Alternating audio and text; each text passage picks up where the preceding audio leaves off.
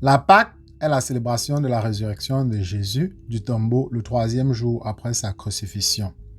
La Pâque est la prophétie accomplie du Messie qui serait persécuté, mourrait pour nos péchés et ressusciterait le troisième jour. Voir Ésaïe 53.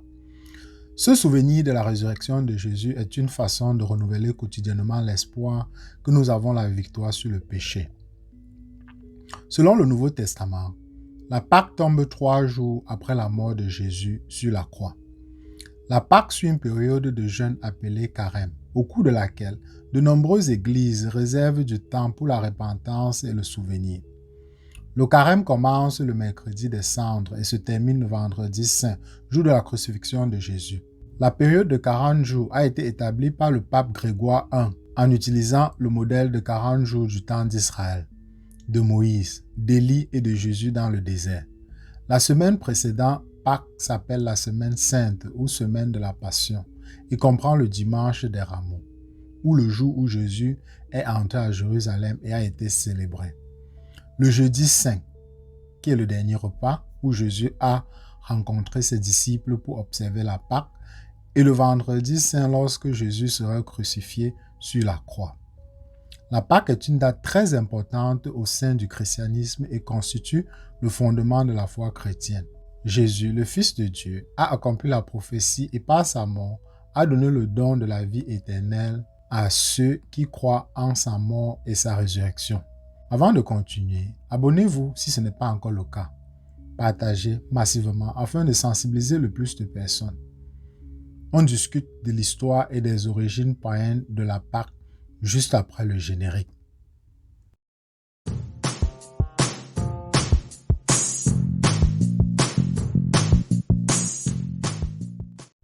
Pour certains, la Pâque est dépourvue de tout sauf du sens profane.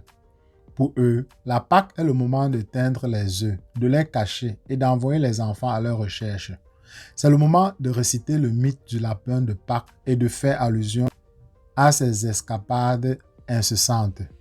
C'est le moment de donner des bonbons, de prendre des photos, de manger des pips et de se régaler autour de la table familiale.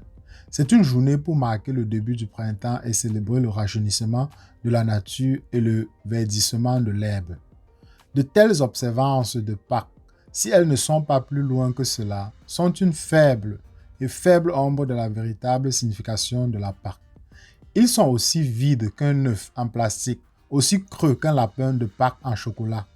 Les premiers chrétiens célébraient la résurrection le 14 Nisan, qui est la date de la Pâque juive, ce qui est l'équivalent de notre mars-avril.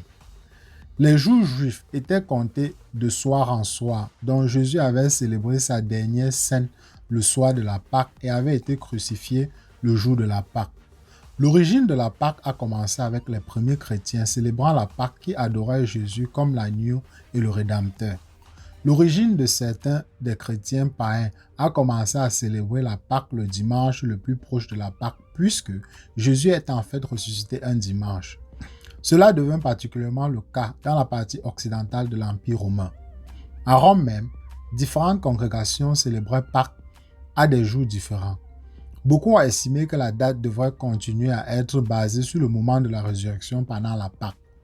Une fois que les dirigeants juifs avaient déterminé la date de la Pâque, chaque année, les dirigeants chrétiens pouvaient fixer la date de Pâques en calculant 3 jours après la Pâque.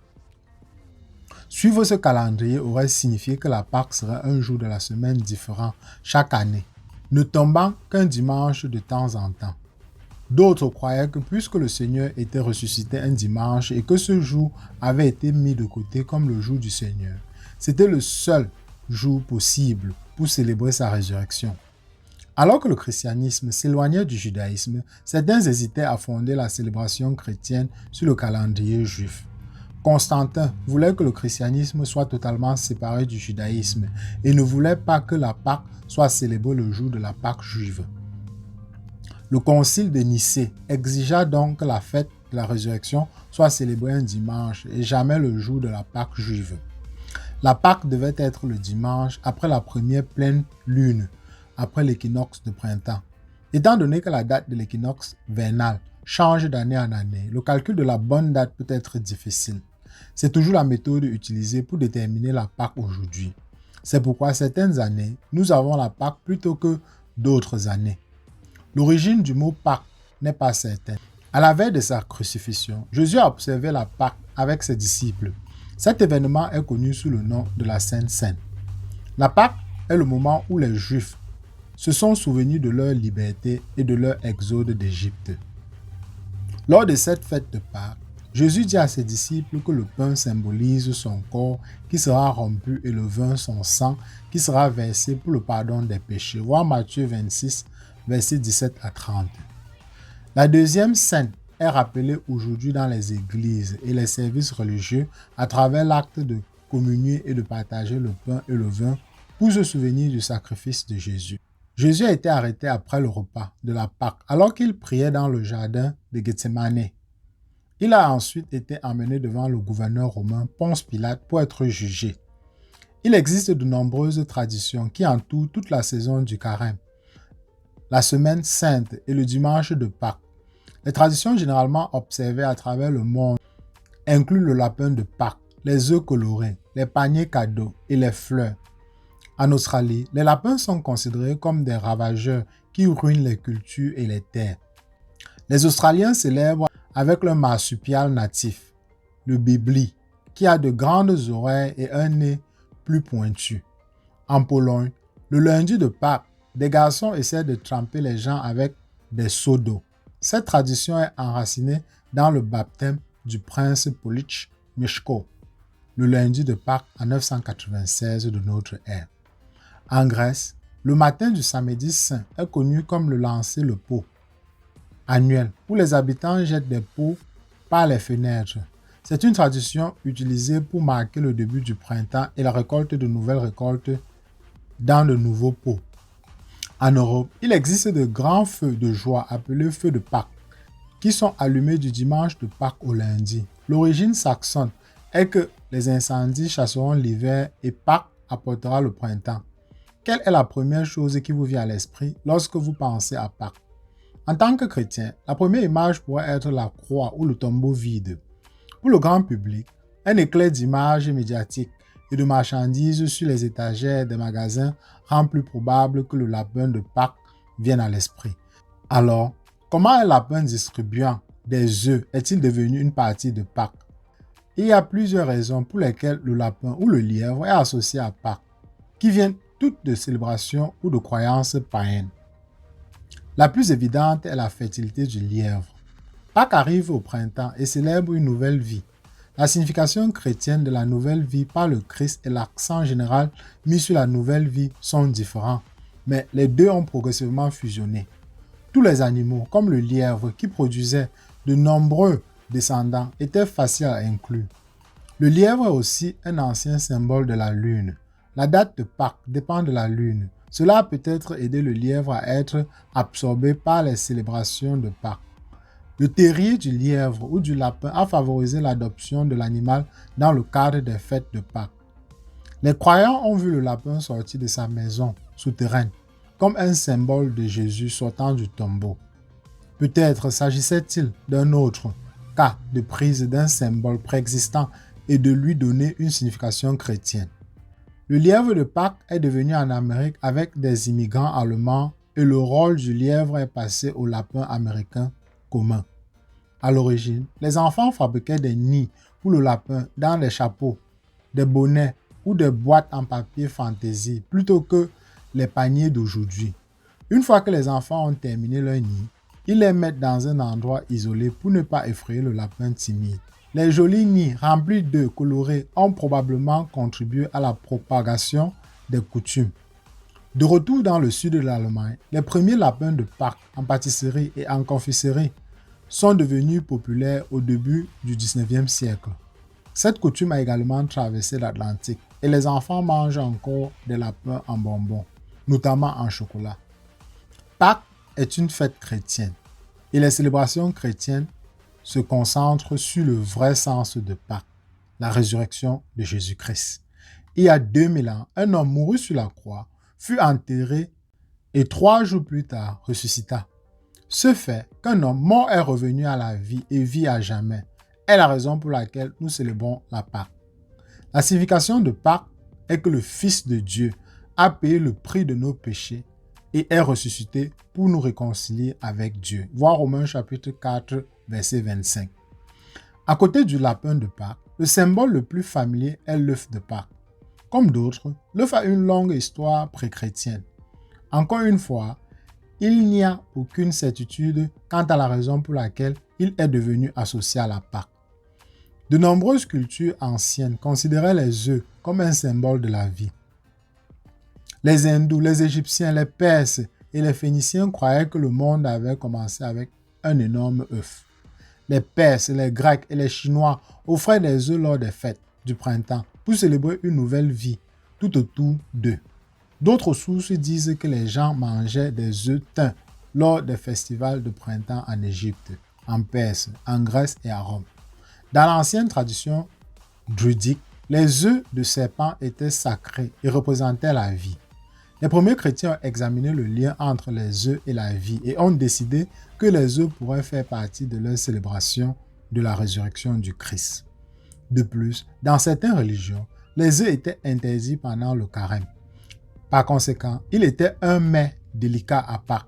Étant donné que bon nombre des coutumes antérieures étaient d'origine orientale, certains pensent que les premiers missionnaires ou chevaliers de la croisade pourraient avoir été responsables de l'introduction de la tradition en Occident. Au IVe siècle, les gens présentaient des œufs à l'église pour être bénis et aspergés d'eau bénite. Au XIIe siècle, la Benedicto Ovorum avait été introduite, autorisant l'utilisation spéciale des œufs les jours saints de Pâques.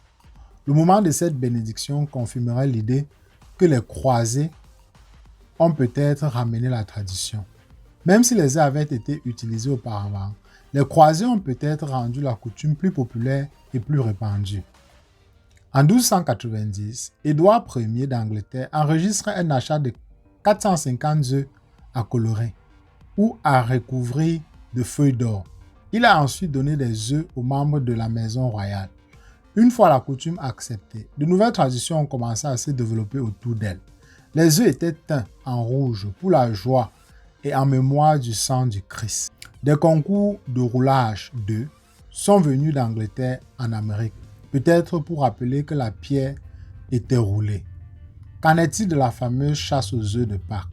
Une source a suggéré qu'il est né de la tradition des enfants allemands à la recherche de bretzels cachés pendant la saison de Pâques. Étant donné que les enfants cachaient des nids pour que le lapin de Pâques se remplisse d'œufs en même temps qu'ils chassaient des bretzels, ce n'était qu'un petit pas pour commencer à cacher des œufs à la place.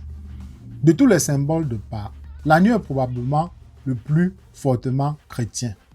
Hormis le fait que les agneaux sont le jeune animal né au printemps, cela n'a aucun lien fort avec les traditions païennes. L'agneau vient de la Pâque juive, où chaque famille tuait un agneau en sacrifice. Lorsque Christ est devenu l'agneau pour tous, l'agneau est devenu un symbole de son sacrifice.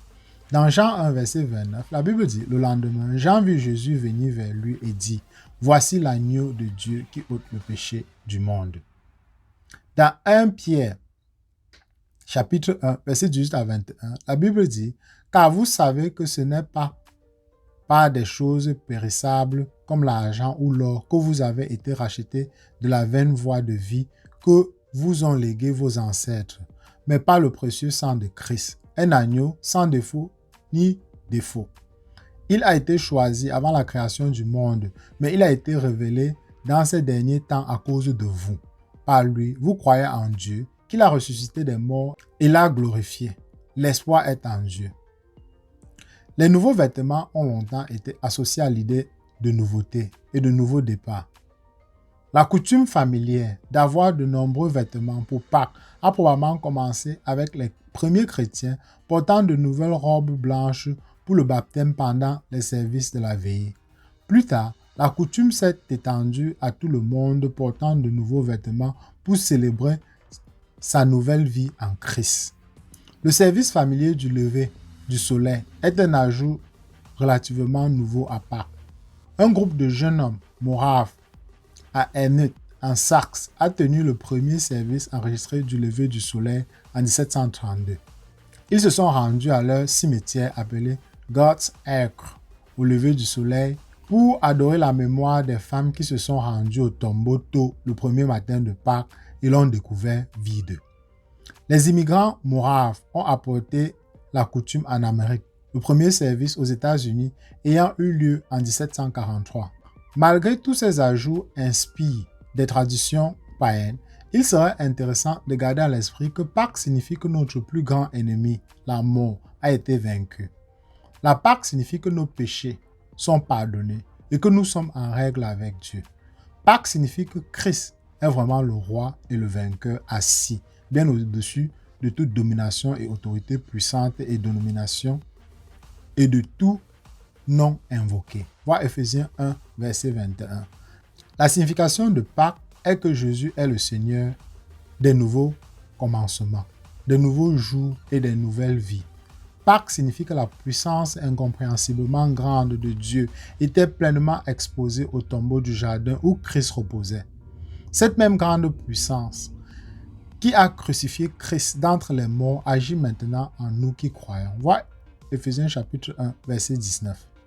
La signification de Pâques est que Dieu peut déplacer des montagnes, fendre des mers, restaurer la vie et faire rouler la pierre.